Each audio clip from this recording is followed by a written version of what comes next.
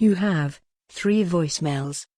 When you give someone homework and they don't do it, it really gets on your nerves. It's the worst thing in the world. Like, you get angry. There were like 3 other girls in the class, and they were pretty. So that was all the motivation that I needed. So I just Pump feeling you look a little bit bigger. yes. And then my mom looked at me and said, Long, you're disgusting. You need to-" Hello there. Welcome to the show where we have the convos about Vietnam, you know. Hello there.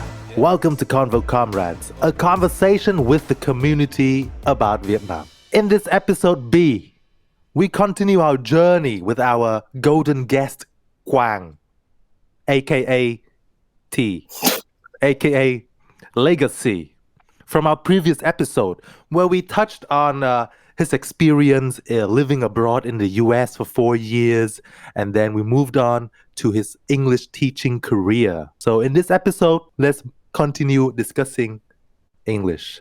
Okay, so the last time we had a conversation and we had a sort of mock test between the two of us, Long and I, in terms of the IELTS speaking part of things. We ended up having 6.5 in terms of our score each, which is horrendous, and that's probably not enough to go to UK. Is that it? I gave you 7. I got a 7. Hey, okay. So I give you guys both 7s. how many marks do you actually need to go to the UK? 7. Oh, 7. Hey, we made it to the UK. I'm happy. And now, I'd just like to ask you more about the marketing side for your company. So I think one of the things that is very innovative, not just specifically for your company, but I think for the industry as a whole, is the way that you guys use digital media to market yourselves. Use the YouTube platform a lot, use Instagram a lot, use pop culture a lot. I think a lot of centers, what they do is they have a translated version of a very famous pop song, and in that way they teach English. So what's with this trend? Is it a Vietnam specific thing? Or I wouldn't think that in a lot of countries at the moment that they're approaching it in a very digital manner. Thank you for being interested in our marketing products, but You're not answering an IELTS question here. The thing is though, using pop songs and translating pop songs is like my thing. No one else does that. It's just me. No, tons of people. No, like using it to teach English. It's just me. Yeah. No. If you go on YouTube, you search a song. For example, recently I'm really into Jack's Dom Dom. If you search Jack's Dom Dom, yeah, there's an English version. You'll hear a couple of videos on YouTube. Oh, really? And they're there to teach English. Okay, wait. Do they create the lyrics so that they go well with the music though? Yeah, they do. Yes. Yeah. I heard that. Okay, so you clearly don't know about the market then. You think it's your thing. That happens a lot. So how did the idea come about then? Sorry to burst your bubble there, but... Oh, I was just on Facebook, and I saw this guy.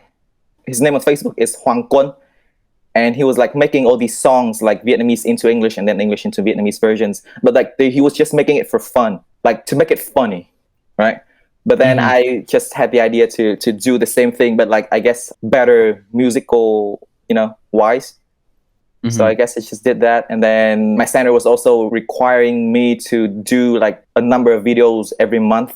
So I just had the idea to just do them So the approach from your company, from your center, is they will give you some additional responsibilities in terms of creating marketing content. Yes. But then the creative aspect is up to you. You decide what sort of video you wanted to do, is it? Yeah, pretty much.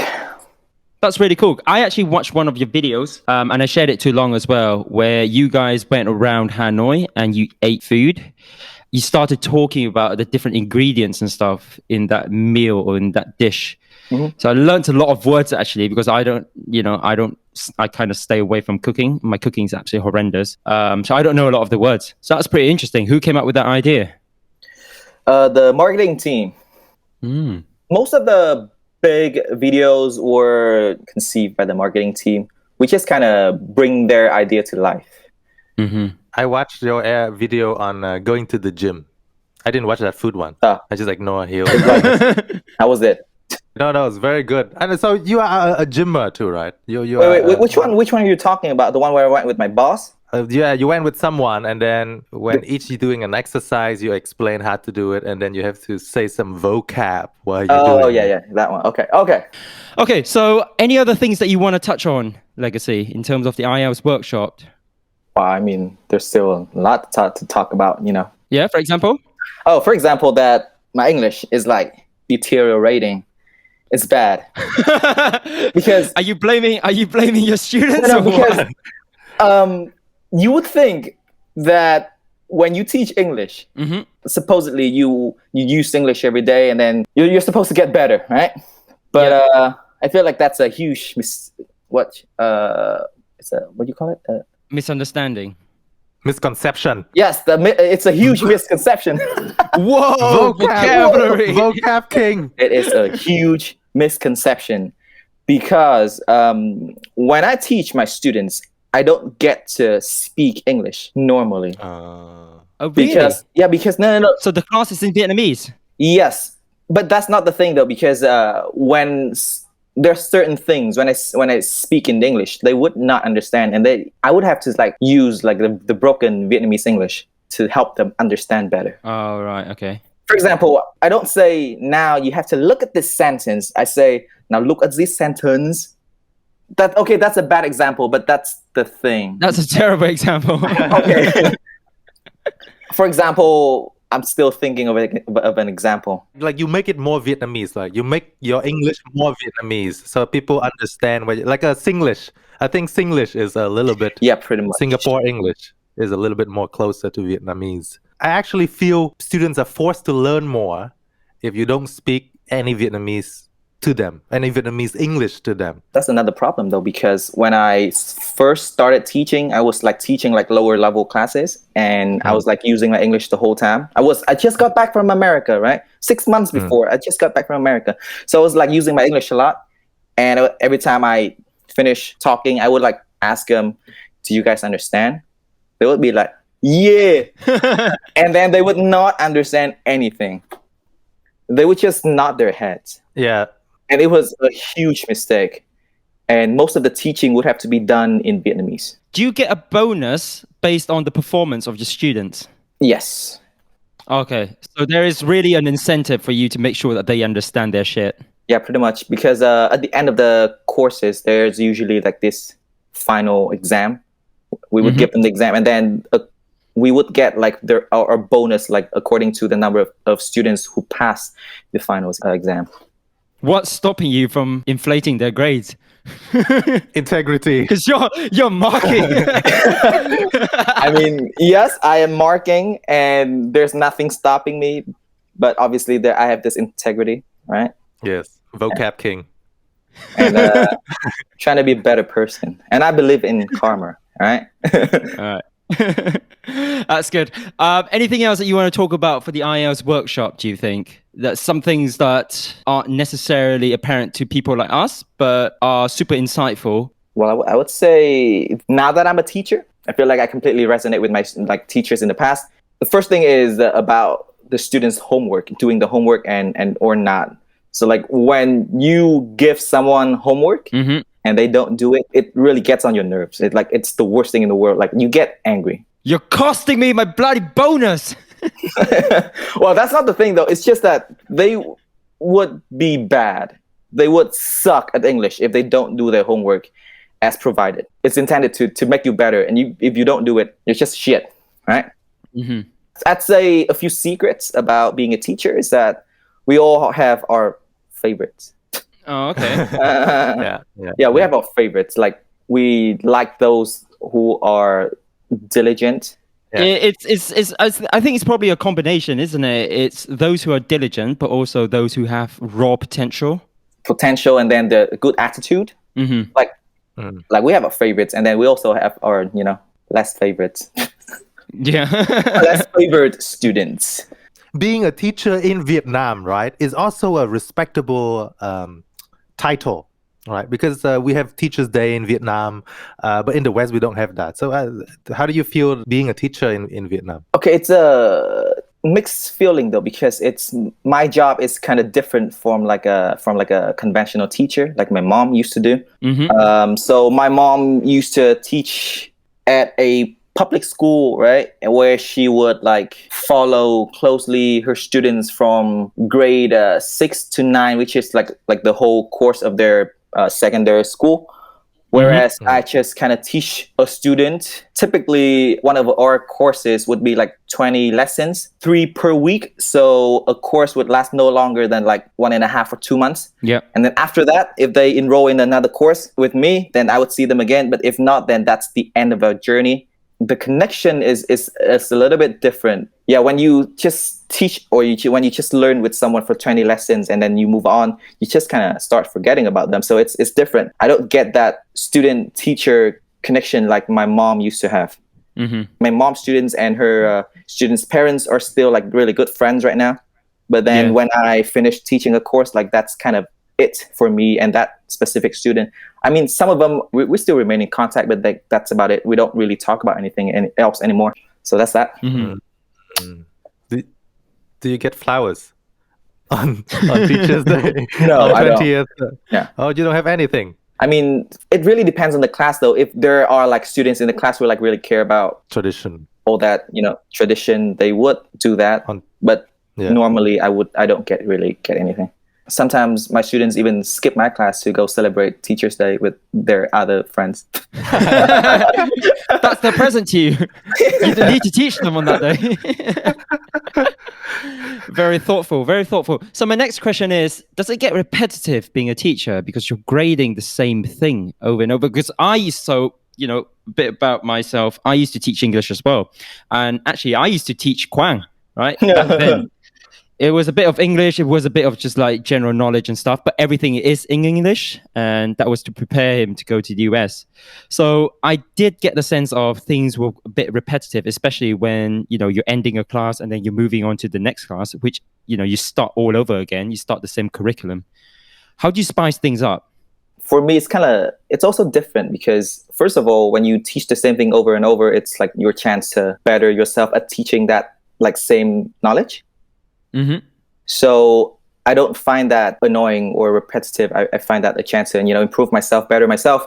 And then also the experience is also very unique with each class because the students are all different and they have different personality. So when you teach the same thing to different classes, different things happen, and then you can come up with like different jokes and everything. And the way that the students react is also very different, like every time. So my point is that repetition is not necessarily, something that you need to avoid. I have a question here about English in general in Vietnam. To people outside your class as well, how do you feel the English proficiency? English proficiency. How do you feel about Vietnamese people, English proficiency? Can they strike a conversation naturally on the streets in English? You would be shocked at how bad they are.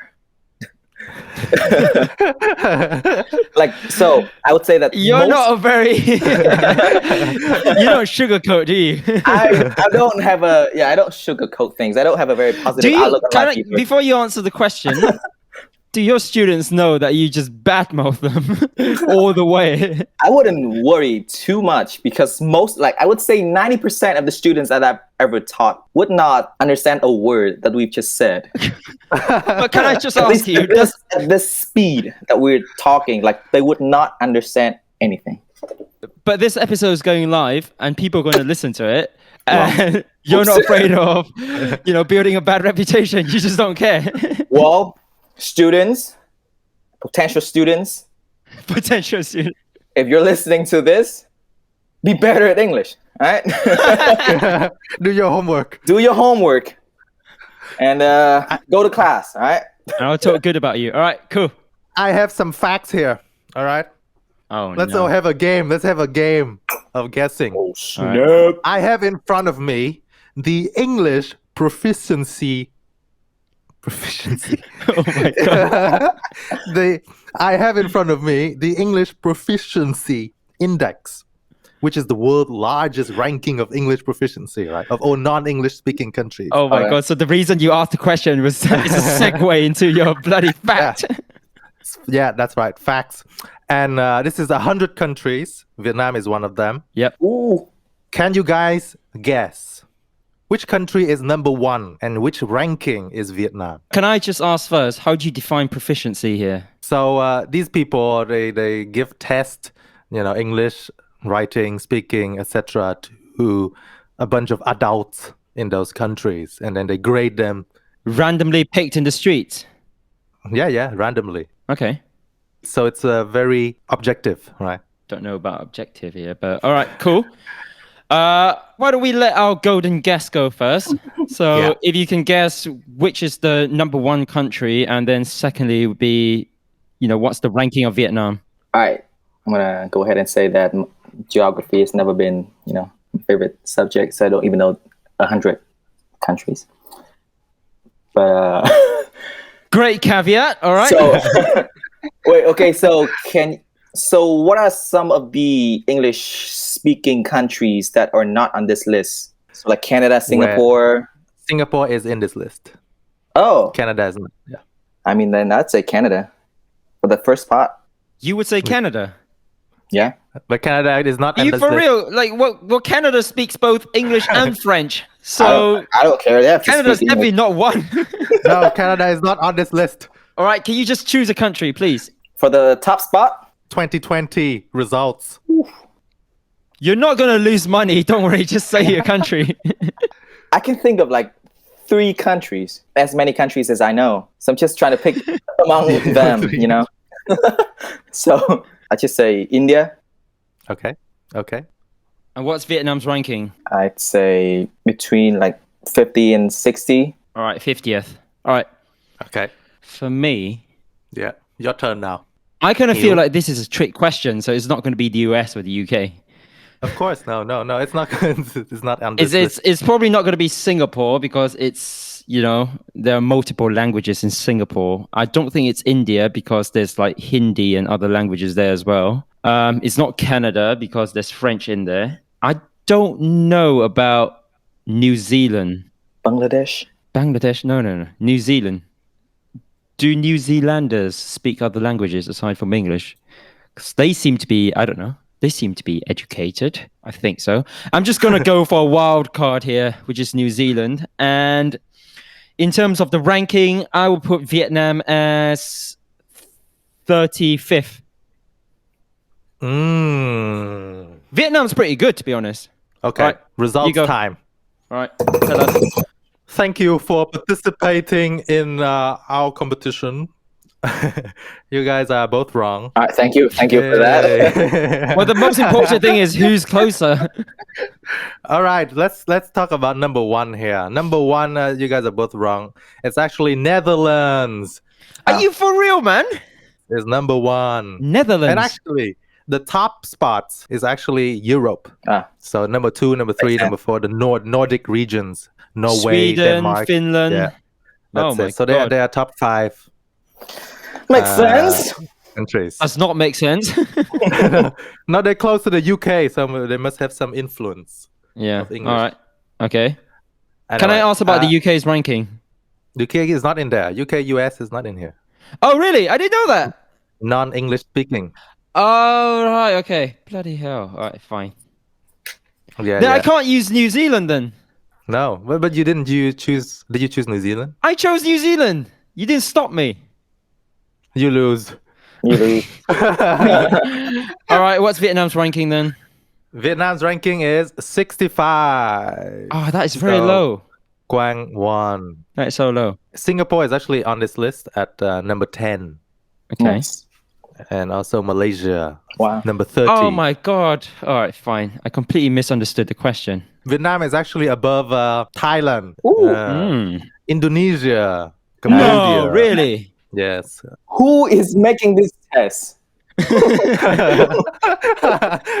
But below Not Vietnamese. China. No, No. but I think Vietnam's definitely above countries like Japan. No. No? According so? to this test. Are you for Below real? China, below Korea, below Japan. Because I think that, according to a lot of the accounts of people traveling to Japan, including yourself, Long, you said that when you meet the average Japanese in the street, they're not going to be able to speak English whatsoever. It's very difficult to get directions. And I watch a lot of YouTube videos and a lot of travel vlogs. They can't speak to an average Joe in Japan. So I don't know who's making this test. Same in Vietnam, because we don't speak English to Vietnamese, so we don't know how good their I English think, is. I mean, if you pick a random person in Hanoi, I think they'll be able to figure out. They'll be Man, you've been away for too long. what? So you're saying that the English level in the country has deteriorated? I'm saying that you don't. I'm saying that you don't remember what it's like in Vietnam. Huh, okay, interesting. So you're saying that I'm overestimating the level of English in the country? Huh, that's And odd. According to my facts, what I'm saying is facts, Really? not opinion. Okay then. Yeah. That's weird. All right. So I want to move on to this question here, which is actually from one of our audience Oh, okay. about English, right? Ooh, Especially for our guest, Quang. ooh. Shout out time. Okay. So first question, how to learn English by myself at home? The question sent in by tovu.pass. So The question was sent at the start of the spike of the COVID cases in Vietnam. So I think the question is intended for those who potentially cannot travel around and has to stay at home. Tip for just bettering your English would be to read a lot and watch a lot and listen a lot in English. Just get yourself exposed more. More exposure means better English. what are your recommended sources of exposure?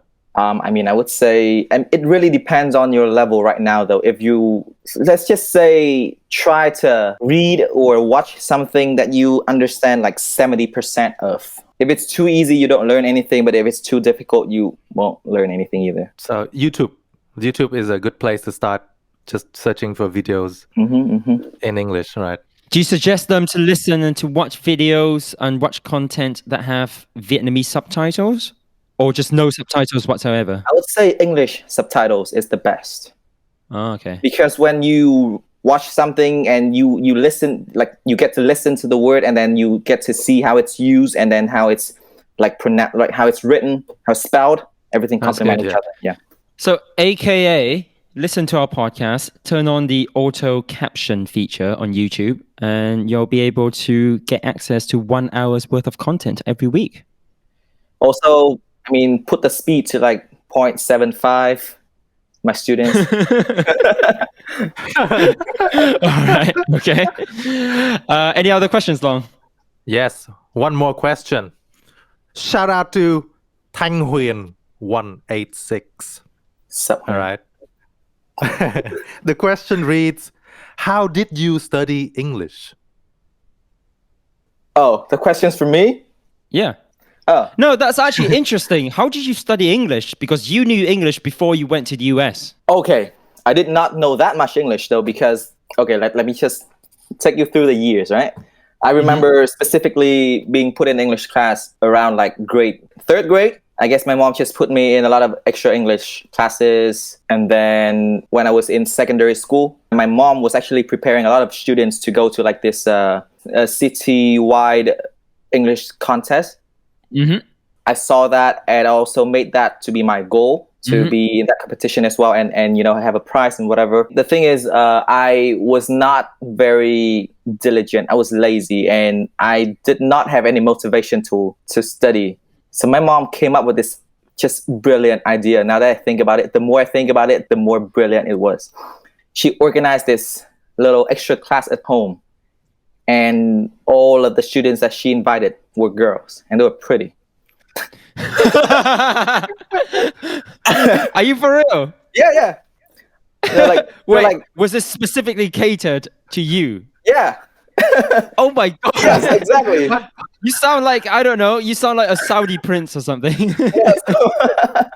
So I was in grade 8 or 9, and she just organized this class. There were like 3 other girls in the class, and they were pretty. So that was all the motivation that I needed. So I just, I was working harder than ever. So you were trying to impress them in class? Yes, pretty much. The main lesson here is to study English, you need to have a strong motivation behind. Yes, the right Behind it, right. motivation. Yeah. Okay. So that means what for our listener, Tang Huyen, she needs a class of six-pack guys. Models. Motivation comes in different forms for all of us. So you just find what you like and what you enjoy. Don't try to listen or watch something like recommended by others, but try to find something that suits yourself, your own interests. Wise words from a wise man. Hey.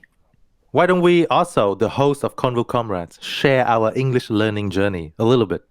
Right. So maybe Long loves to speak. no. All right, go on, Long. That's your chance.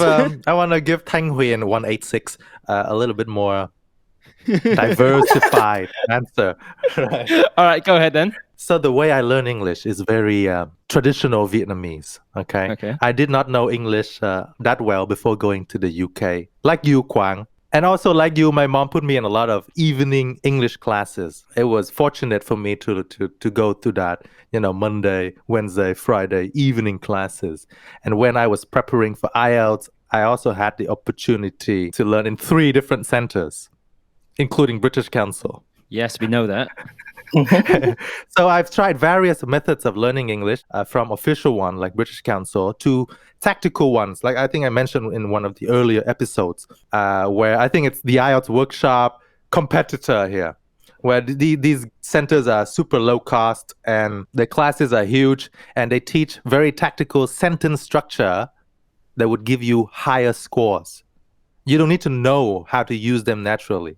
Just learn them by heart and use it in the test. You will get high scores. So I learned both methods of English, and my conclusion was, I agree with Quang. You need to have a main motivation, a strong motivation behind it. And then with that motivation, you will find all the ways possible in order to learn. And for my personal experience, it's been watching movies with subtitles, English subtitles also. Kudos to Quang for that point. And listening to music as well. I love music. So find all your English content, podcast, movies, music, and try to learn the lyrics, learn the words, trying to understand the movie. Then your English will get better and better.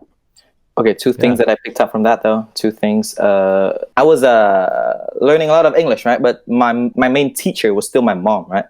And what she taught mostly was just grammar and just purely grammar, because that's what Vietnamese English tests are like, all grammar. So the thing is, I would say I was good at English compared to like other people, but I was like subpar regarding communication, because I didn't really have that much exposure to English like I said, right? I was just doing a lot of grammar exercises. So when I went to America, I still had a really difficult time like following what people were saying most of the time. It was really difficult. I thought that I knew English, but I was awful. I had a really difficult time. And then the second thing that I want to mention was, what do you say, no? What do I say? English, movies, music. Oh, center. Anyways, None of those words. British Council, yeah. Second thing that I want to say is companies' like motto is kind of different from what you said though. Like, we don't try to teach students sentence structures that they can use even they don't understand anything, because we believe that there's not really a shortcut. Like, whatever knowledge you're learning should be directly applicable to whatever you're faced with, like in the future, like at school or in your job.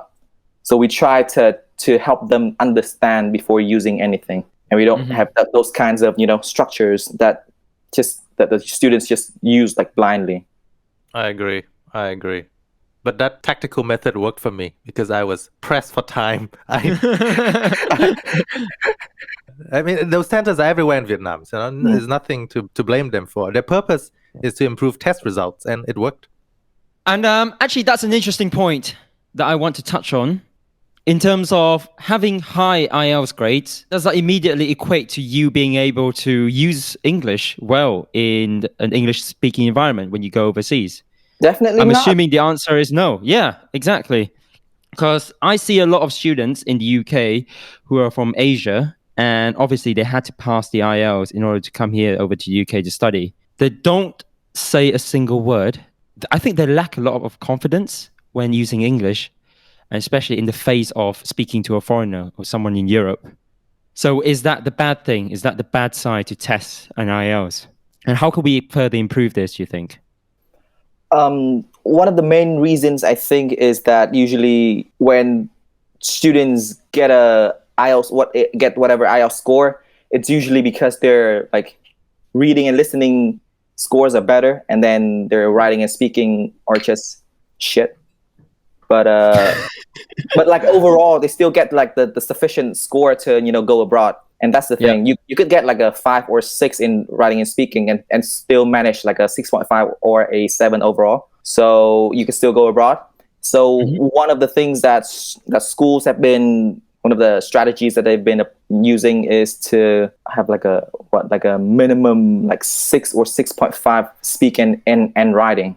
But isn't this a market for those who have already passed their IELTS? They're on their way to going overseas or going to, I don't know, whatever their objective in life is. But then you have an additional course for people to even polish and further refine their English in a more English-speaking environment.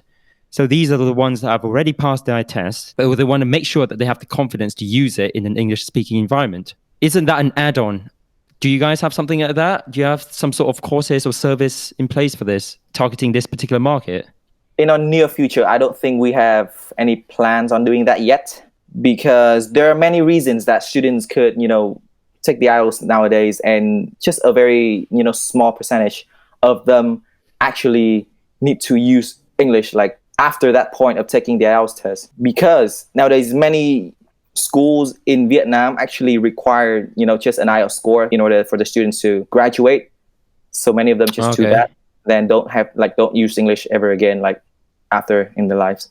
So the majority of your students are those staying within the country. They're not going overseas. Pretty much. Yeah, like a very small percentage. And if like among those who already have plans to go abroad, they are usually like the better students, more exposure to English. So normally they would not need that kind of, training, like post IELTS training, You said it yourself that when you went over to the US, you weren't very confident. And I see a lot of Asian students coming over to the UK. They're not confident as well. So there is a market there. I'm trying to create a scenario here where you can speak English freely. You can speak English freely in your class, teach students of higher skills, and get paid for it. It's like I feel like it's a different kind of market though. It's like, they call it, I think, the communicative English market. It's like a whole different thing. There are centers and companies that are, just do that, just teach students how to communicate better. All right. Yeah. Sorry, Long, you were saying? I was just saying it's harder to tap into that market because when there's no challenge, there's no hurdle of that test, people are not forced to learn, right? And this IELTS test forced people to learn English, be it, faithfully learning English to use it or tactically to pass the test. Oh, and the way I see it is that when you study for the IELTS, they're like very specific knowledge that you have to cover. But then when you just study to be better at, like, for example, speaking, like, what should we teach you, Curriculum-wise, right? What should we, what should we study? Yeah. How should we plan the lesson? That's an interesting point. So it's the curriculum and the structure that's being questioned, right? But I don't think the intention is being questioned. And the reason why I say that is, I did mention before, I spent a bit of time teaching English back then, and Mrs. Twee was actually my employer. So she asked me to come back during, one of the summer vacations to teach English to her students. And I asked her, what exactly am I teaching? Because I don't know anything about IELTS or SATs. And she said, teach them anything. Just improve their English overall, their communication skills. So I designed my own curriculum, and of course, it's nowhere near sophisticated enough at the moment in order to make this scalable. But back then I was teaching grade 6 and grade 7, and it's just talking and listening in English. And I would bring in, YouTube videos and audios and radio segments and here and there. And it was very interactive and different games and stuff. And the student came into the class with the intention of just bettering themselves when it comes to communicating. Yeah, I think that there is an opportunity here for the IELTS workshop to focus on the mass market, like you're doing at the moment, focus on those who just want to pass the test. But then within those, you've got 100% of people enrolled into the courses. Probably a good 1, 2, 3, 4, 5% of those would want to continue with an additional advanced course where they just learn how to better speak English and better communicate so that they can really use this skill practically in their day-to-day life. And I think it's a natural branch of the business, to retain your customers, really. So that's probably something to think about. Oh, wait. So I think like the management board has been working on that, and the way they do it is not to do it themselves, but to, cooperate with like other centers that focus on, mainly helping students prepare for their getting scholarships and preparing to go abroad and whatever. Mm-hmm. That the way they do it, I think, is to just work together and, get a little bit of commission from, for every students that, Okay. It's kind of like a referral / collaborative scheme. Yeah. Rather than doing it themselves. Okay. And besides, like the IELTS market in Vietnam right now is still like such a huge market. There's like, I'd imagine so, yeah. Yes, there's so many people like in need of the IELTS score for so many different purposes. Which leads me to this question, right? If there's no IELTS, if there's no requirement of doing the IELTS, and if people don't, just ignore the students who want to go abroad for a minute, is there a reason why Vietnamese should learn English, if not for these tests? I mean, there are pretty huge reasons. So. For example? Like what? I mean, the whole point of just studying a new language is to better yourself, to prepare yourself for just globalization, right? You can't just know Vietnamese and hope to do well. You know what I mean? I don't know how to put it, but... I think I understand your point. Education as well. If you know English, you can learn from English speakers, like, English books. For that's a really good point, actually, because I work out, right? When I go to this gym, and I've made friends at the gym, and many of the friends have told me that it's amazing how I know English because I can, read like different materials in English. And while they have to like struggle just finding materials about just fitness in general that is in Vietnamese, because there's not that many for them to look at, and most of them is like in English. So, knowing another language to learn new materials. The other thing, so English is a means for you to learn other areas in more depth. That's a good point. Looking broader at the market and the English teaching market at the moment, right? You've got your centers, which are more or less relatively professional. And then you've got like the backpackers kind of market, and they would probably sort of provide services to your centers as well, but also they teach in a very ad hoc kind of informal basis. And then what other types of players are there in the market, do you think? Well, there are a bunch. From what I know, there are like 6,000 plus English centers in Vietnam in total currently. And the different markets are, so the IELTS, like learning for different certificates like the IELTS, TOEFL, SAT. And then there's English for children. And then there's English for kids, like to do better at school. English for like those who are trying to go to college. So there are around like, 5-6 different segments in just English teaching. Okay, so that's how you would look at the market. Okay. Yeah, one of those is what you mentioned as well, just hiring backpackers to teach English. What are your thoughts about that? Let me just phrase the question so the audience knows where I'm coming from. Yeah. So what are your thoughts about having backpackers to come in and teach English? I mean, obviously the plus side is they're native, so they speak English very well. But then the negative side is, well, they don't really have any experience whatsoever in terms of teaching a particular skill. Well, it really sucks to see people without any qualifications stealing our jobs. Because immigrants. I sound like an American right now. Donald Trump. I've done a lot of training, like through different centers, and I'm also planning to get my master's degree in whatever English teaching as a second language. Yeah, it's still a plan though. It's like pre-conception stage. It was a pre-COVID plan until COVID hit. Anyways, regarding those backpackers, Yeah. okay, it just sucks to see, backpackers being paid $25 per hour in Vietnam just because they look like they speak English.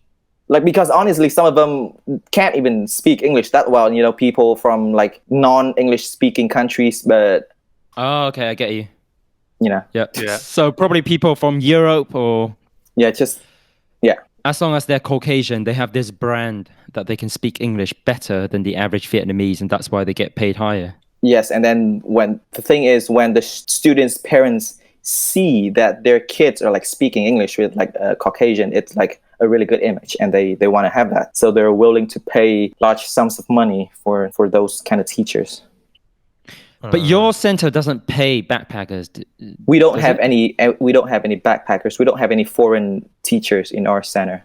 Okay, so how do you know about the rate then? Oh, because my mom works with them. Oh, okay. So your mom pays these backpackers to come in to teach I know, the it's like, students. well, the thing is, it's getting better though, because the situation is improving though, because nowadays it's often the case that even the backpackers, foreign, teachers have to have enough qualifications for teaching. Okay.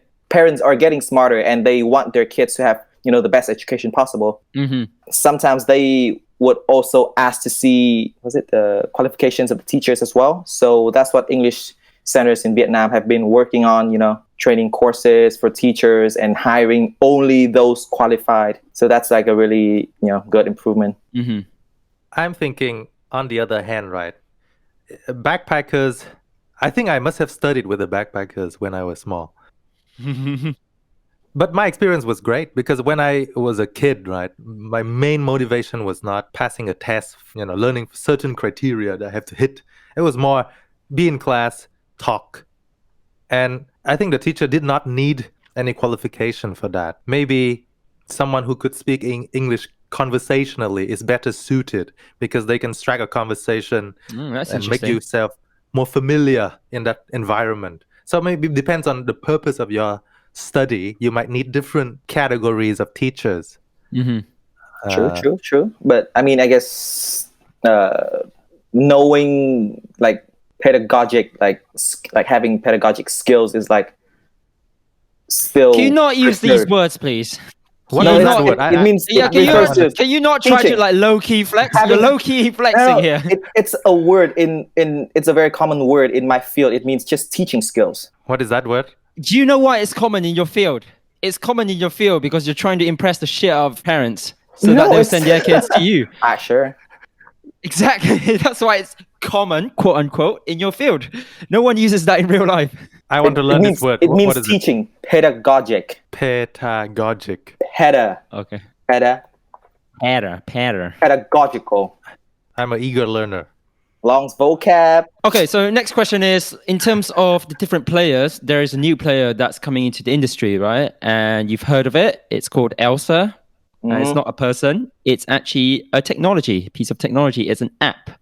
And I think it's powered by some sort of AI algorithm to understand your speaking and your pronunciation and then give you live feedback and scoring. How does this affect people like you? And have you spoken to your students, and do they use it, and what are their thoughts on this? Well, a few things.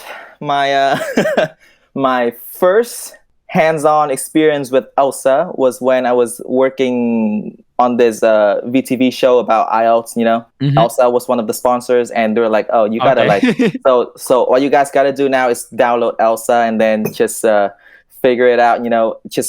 Just say nice things about Elsa on TV." Oh, okay. So we had to do that. Oh, that was awkward. But What did you tell them? I can't remember, honestly. Okay. Something about, I hate you, and you're stealing my job.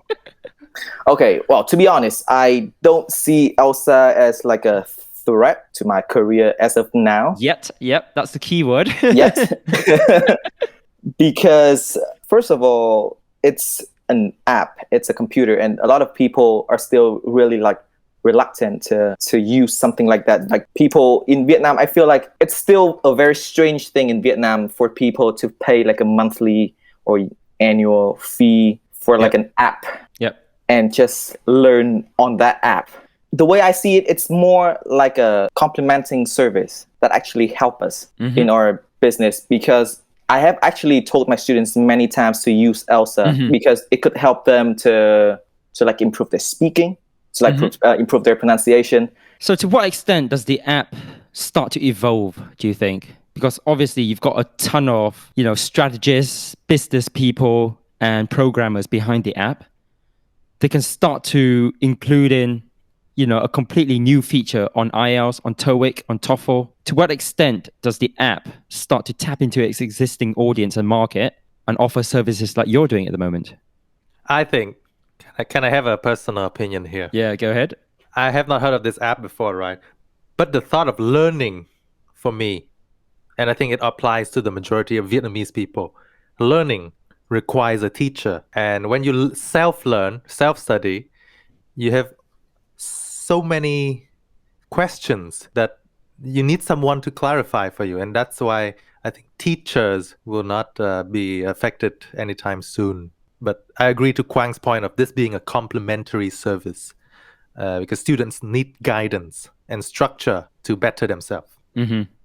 Anything to add to that? Don't have to add anything, because my point was because my point was amazing. My point was comprehensive. If you don't know, then Elsa is huge, not just in Vietnam, but in many different countries. I think they're all over Southeast Asia, and they're very big in India as well. Yeah, I think they are backed by Google in terms of funding. So they're a proper player in the market. And I think with the advancement in AI technology, right? And you hear a lot about, your smart technology, smart home technology. So your Amazon Echo, your Google Home, so on and so forth. The advancement in audio capturing technology is increasing, and the ability to process that and to analyze that and to be able to package it in a meaningful service is also on the rise. And that's why I was just wondering, what the thoughts of English teachers and people teaching English at the moment, and how this app and this technology can impact the market. Yeah. Okay. Different question before we move on to the very interesting topic that Long is keen to talk about. But one more question is, obviously, your mother is an English teacher, and now you're teaching English as well. What are her thoughts on this? Is she proud of you? What are her thoughts on this sort of new way of teaching English? Of course, that you're very digital in terms of your approach and the IELTS workshops approach. Well, I feel like she is secretly proud of me. Secretly. And by that, like all Asian parents, they don't actually say it to your face, do they? Yeah, and by that I mean she's not saying the right words, not the words I want to hear. Yeah, for example, what is she saying? For example, she pretty much all I can remember about her commenting on my job, on my teaching, is that why don't you open an English center like me, and it helps you make more money. And I'm like, okay. I don't want to ruffle any feathers here, and I don't want to cause commotion, but in case your colleagues are watching or are listening, but what's stopping you from opening your own center? Well, the main thing is still trying to improve myself before I make any big steps, regarding my teaching career. And my next move, in a short future, would have to be improve my IELTS score first. It's very important. It's inevitable. Everyone else is getting 8.0 these days. So I would need a 8.5 plus. So that's the first thing. And then also I have absolutely no experience whatsoever in managing and, entrepreneuring. Is that? All right. That's why you need to get your 8.5. It's entrepreneurship. Entrepreneurship. Yeah. So I'd say my mom didn't even have her center until she has retired from the public school she was teaching. And now she's just saying those words. There's a journey to everything, right? You cannot be the chef before you are a cook. You have to train your way to mastery. True. All right. And anything else that your mom is saying, or is she just low-key proud of you? I feel like she's low-key proud of me because she watches pretty much all my content on social media. Big fan, okay. And yeah, that's about it. Long. What? Long. I lied. I have one more question before we move on to your favorite topic. Sure, yeah. And that question, I mean, this is a really fascinating area. You did a national TV show where you were the host and it was in English. I think it was for the Tate holiday, right? And it was on VTV or something. Tell us about it. Well, What was the experience like? Well, first thing, I was not the host. Oh, you weren't the host then? Okay. Quang was the host. Okay. So that's that. But it was fun. It was like not many people would be able to say that they went on to the national what's the national what TV. national TV, and did a show on TV, where they just go on and speak English. So that's one of those things on I would get to be able to cross off of my bucket list. So that was fun. It was a chance for me to see what like goes on, behind the camera, like what happens, like how people make shows. So that was fun as well. What was it like? How restrictive was it for you in terms of the content that you're able to talk about? For our show, pretty much like we had to follow the script, and the only freedom that we had was just to use like fill-in words and like transitions and stuff. So it was pretty restrictive. What was the channel again? VTV what? VTV7, which is a VTV7 national education channel. That's really cool. And who did you host it with, or who were the hosts on the show aside from Quang V? There was Nguyễn Lâm Thảo Tâm, you know her? Yep, she's very pretty. She's very Long, pretty. you know her? You know No, her? I don't know her. No, you do know her. Nguyễn Lâm Thảo Tâm. Yes. I don't She's know her. she's the actress in Mắt Biếc. Oh. wait. So I guess you do know her. No, but she wasn't the main actress. I think she was the other teacher in Mắt Biếc. Go home. Yes. I know her. All right, are you happy now? Are you excited now, Long? Yes. Okay, who else? There was this host called Phoebe, who's just really good at English speaking, I guess. Her English is amazing. Yeah. Can I just say, her English is absolutely stunning. She studied in the US, I'm assuming. She married to some foreign person, I guess. I'm assuming she has much better English than me. So that's how she does it. And then there was also my boss, Mr. Tung Dang. He's good at English as well. Got 9.0 4 times in 4 years. Yeah. 9.0 4 times in 4 years. In all areas. 8.5 in writing, so he's still working on that. But from what I've learned, it's almost impossible to get a 9.0 in writing. It's like getting a maximum score on the national what the hell is that? College. University entrance exam. Yeah, like a 10 literature for that exam. Yeah. Okay. No, I mean 9 overall. It's very impressive. It was very hard for me to get 8. Well, I got 7, so that's not too bad. That's not 8. Okay, cool. So that's cool. What other interesting stories that you can share during that time of hosting, or at least having a cameo on that show? Nothing. All right, cool. So wait, I have a question. How's Quang V? I know her from. What do you mean how? How's working with her? Oh, she is awesome. She's very professional. Well, you got to say that here, right? You can't say the bad things. She's actually really professional, and she's good friends of mine in real life as well. So she's professional, and she's just really supportive. Just overall, she just radiates just positivity. Yeah. She could be our next guest, right? Oh, that's what you wanted. Oh my god. So you're close friends with Quang V. Perfect. All right, now let's move on to the last part of the show, which is on a topic that Long is very passionate about. So a couple of weeks ago, when we were trying to shortlist the sort of guests to be on the show, and I mentioned Dee, and I said that you liked working out, Long was drooling all over that. So Long was proper excited. Nice. And then for those who don't know, we tend to have a 15-minute call with our guest before we actually go live. And we had our 15-minute call with T last week. And I think you you literally just got out of the shower back then, and then you weren't wearing a shirt. And when you joined the call, Long was proper, drooling all over the body. So I'll leave it to you, Long, to start the conversation. And just ask T about his body and working out. Let me clarify this. It was not drooling. I was verifying and checking the levels of his.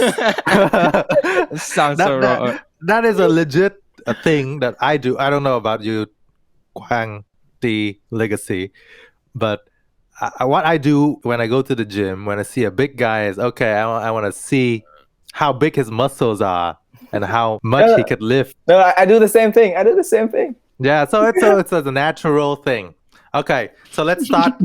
Let's start this fitness topic strong. Let's see what you did there. How long did you prepare for that? No. This is totally spontaneous. Okay. How often do you work out? What's your workout regime? What's the purpose? What's the goal of your working out? Well, I've been following this kind of program for quite a while now. I would say a year, and then I make like little twitches like to it every. Wait, what? Did I say twitches? I mean, I meant tweaks. like little tweaks to it every now and then. But currently, I'm working out 5 times per week, 1 hour 30 minutes to 2 hours per session. Yeah, and what's your goal in working out? What's your... just to look better, just to look awesome, just look like I want to just go out to the streets and then people would just look at me and be like, yo, this guy works out.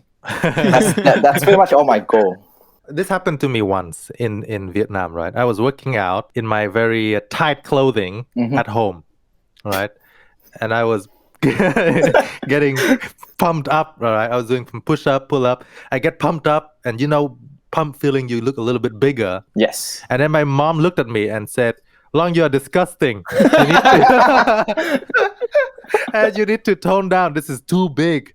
So is that thinking still there in Vietnam? Is there a too big size? Oh yeah, it happens all the time. But you know what? If like this conversation was just like as a soundbite, it sounds so wrong. Oh my god. I mean, see, the thing is, when people don't understand it, I feel like it's such a waste of time to try to explain it to them, because my mom does the exact same thing as you do. As your mom does all the time. Yeah. But like after a while, I guess like she kind of gets it when she says things and I don't respond. So she has just recently stopped doing that. But before she kept saying like I was like too big and too fat and whatever. The thing is, I was like the smallest kid ever for like a long time, right? And now I've begun to put on some muscles, put on some muscle, and obviously I'm it's winter, it's bulking season right now, so you gotta bulk. How much you weigh, man?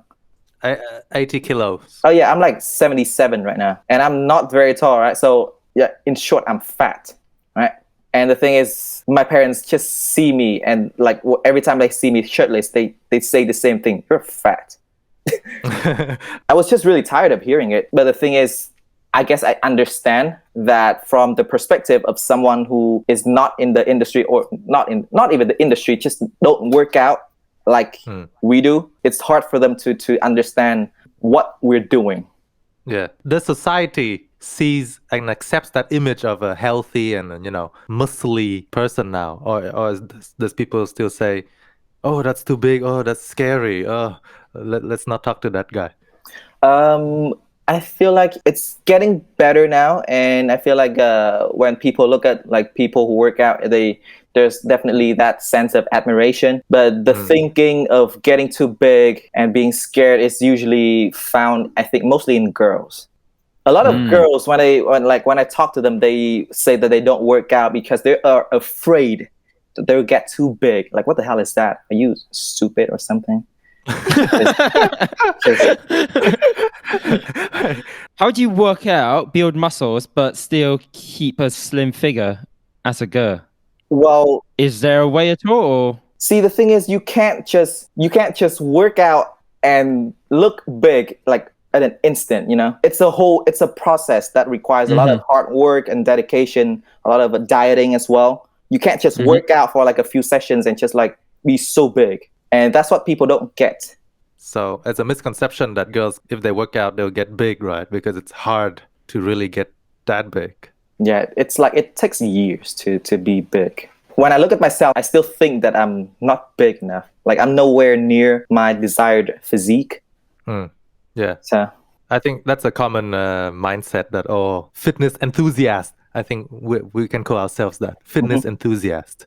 But in Vietnam, there's many ways of keeping healthy and keeping active, right? Not necessarily the gym. How can you recommend like an average person who's not as enthusiastic about bodybuilding like you and I are? There's no other way around it. It has been scientifically proven that it's just a matter of exercise and diet. So there's not really any shortcut to it. Yeah, you have to work out. But not necessarily like 5 days a week to the gym, right? There's a lot of sports and there's also swimming. And I mean, Vietnam is big on that community thing where my mom goes to this dance class in the morning in the park, right? where she pays the instructor weekly or something and then they just dance. I mean, that's also a good way of keeping fit and healthy. There's something for everyone. The main thing is just to keep active, right? Yeah. I want to ask you a follow-up questions here on the supplements industry. Okay. That's a new thing in Vietnam, right? Supplements like protein, powder, and lots of things like creatine and lots of products that you can take to take your physique to the next level. How is that doing in Vietnam? Are there really demand for it? Yeah, I think the industry is like taking off because people are increasingly conscious of their physique nowadays. There are definitely a lot more stores that sell supplements than in the past in Vietnam, and they're growing. Yeah, they're quite big now as well. They have a lot of like different branches and all over like in different cities in Vietnam. So I mean, I guess that's a really good sign for the overall well-being of the country. Is there a problem of fake products? Oh yeah, it happens a lot. Like I have experienced that myself before actually. Yeah, I bought this product. I think it was the BCAA. Yes. Branch chains amino acids. Yeah, it's something you take during your workout, right? I put it in like a water bottle and it wouldn't dissolve. Yeah. It was like putting sand into water. I was drinking water and sand. How do you verify these things then? How do you make sure that you buy the authentic product?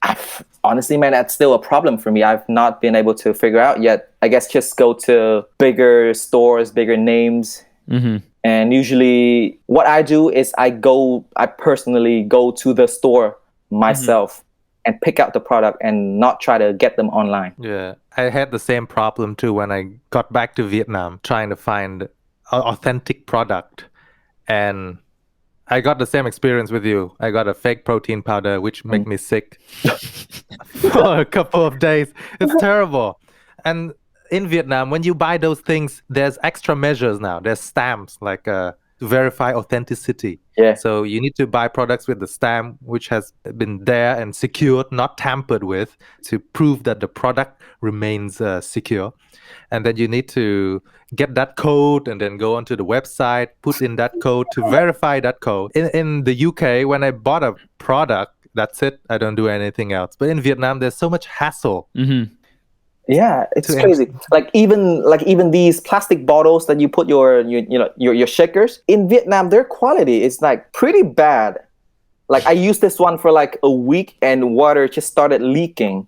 And I can't do anything about it. Is it like because of your strength? You're getting stronger. No, all my bottles leak. But the one I bought in the US, like they never had any problem with that. So you were weaker back then, mate. Now you're buff. Which leads me back to the original question I had, which is the top things that you liked about the US, right? Which would be product authenticity, right? Yes. Okay. Product quality is as well. episode 8. This is very much your passion and your hobby. Is this something that you would want to consider as a career or something? So maybe teaching fitness or owning a gym or selling gym-related products, Is this something that you're considering? Because it seems like you're really passionate about this. I feel like I'm passionate about it, but not to the point of actually pursuing a career in it.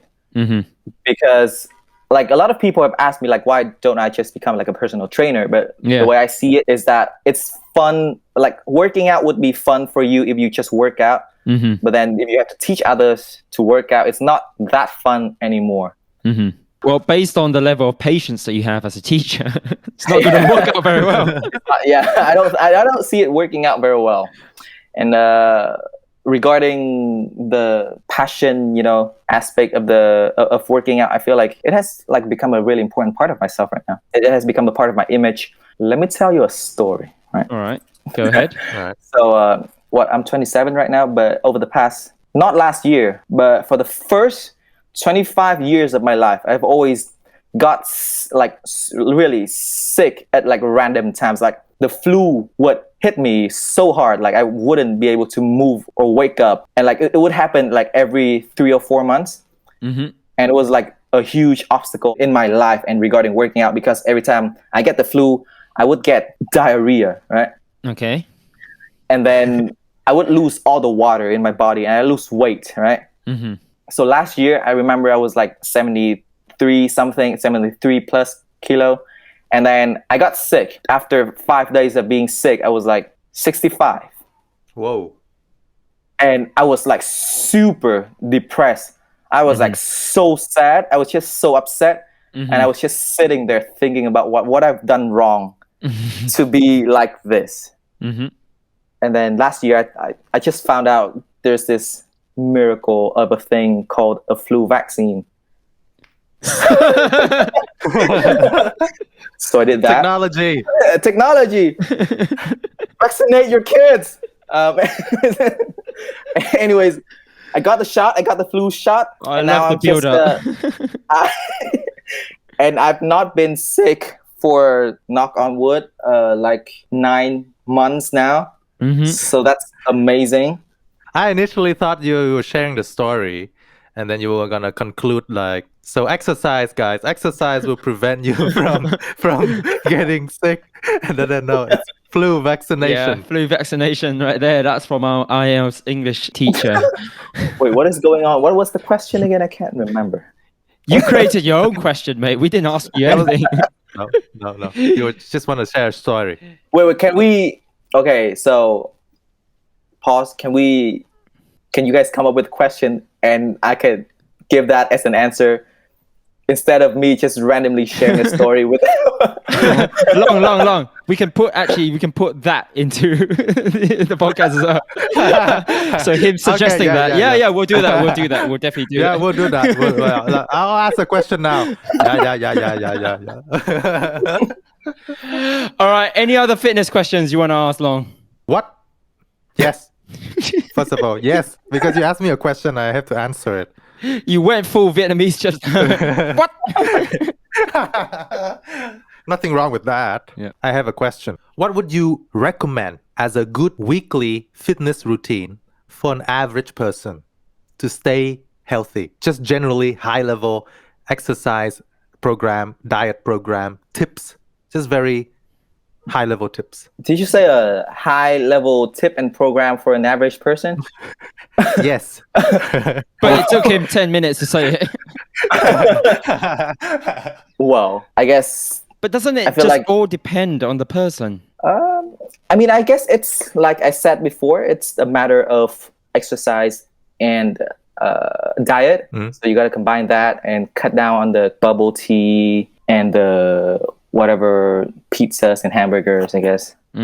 Oh, eat more vegetables. Eat a lot of vegetables. Oh, I see. Exercise, eat more vegetables, eat less hamburgers. Dude, I can say that. Come on.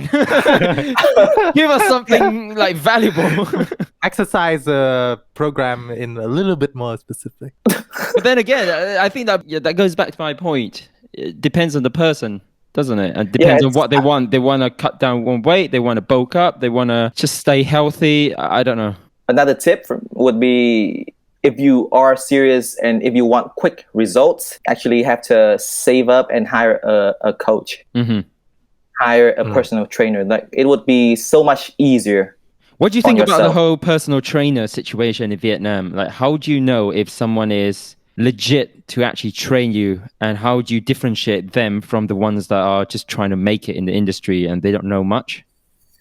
Honestly, it's a tough question. I guess you have to find out first about the gym that they're working at, and then also you have to look at like their own like customers' feedback, look at the results that their customers have had before, and just check with their customers, I guess, before actually hiring them. Also, they have lots of qualifications for a Yeah, personal and trainer, right? qualifications. Yeah, that should have been the first thing.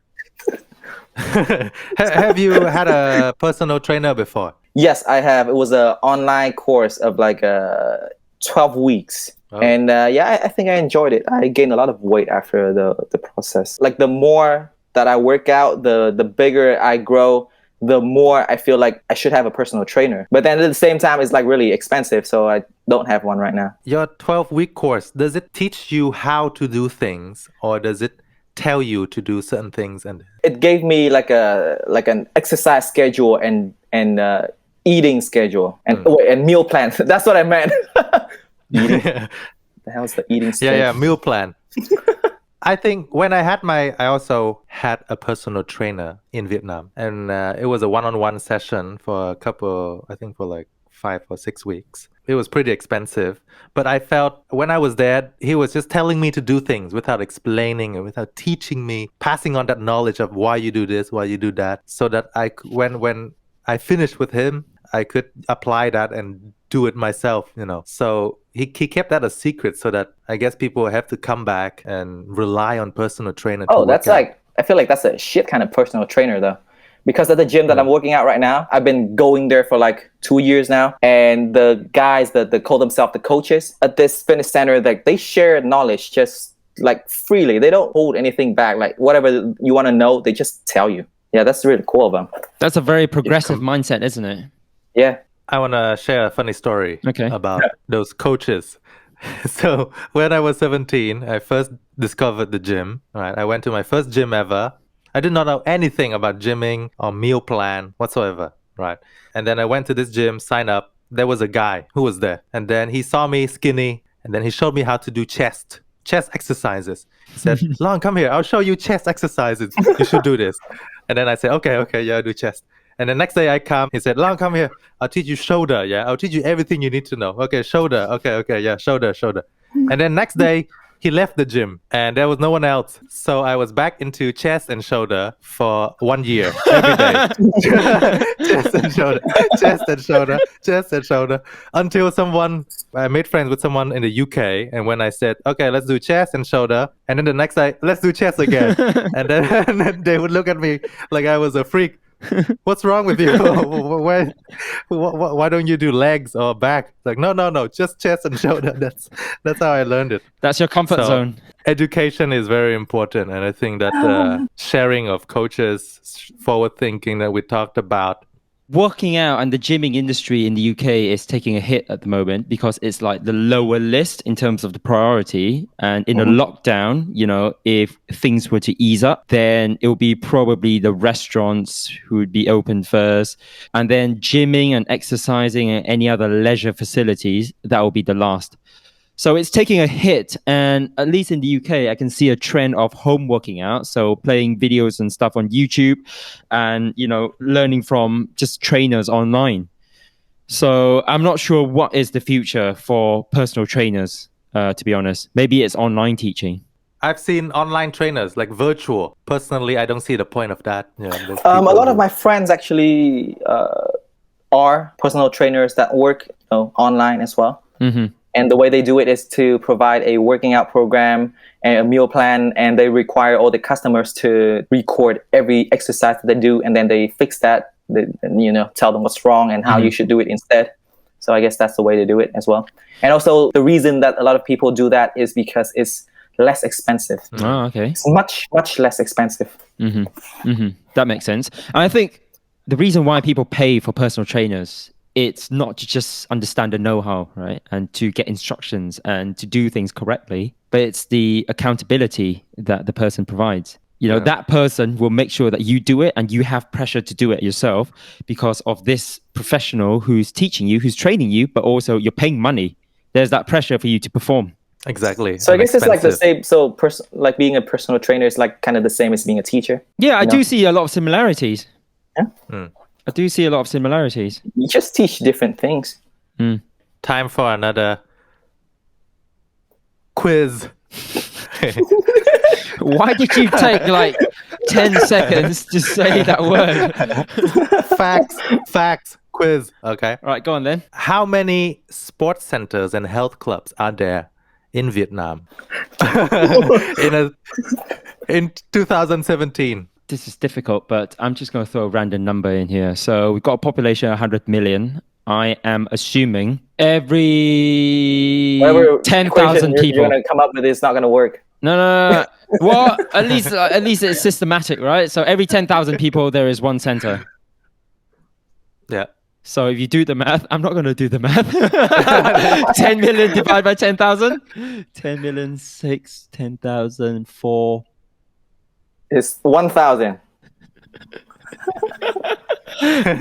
Is it 1,000? How? 1,000. I'm mixed up with all. I'm mixed up. gonna Okay, go with, it's not 1,000. It's not 1,000. Then 1,000 is too low.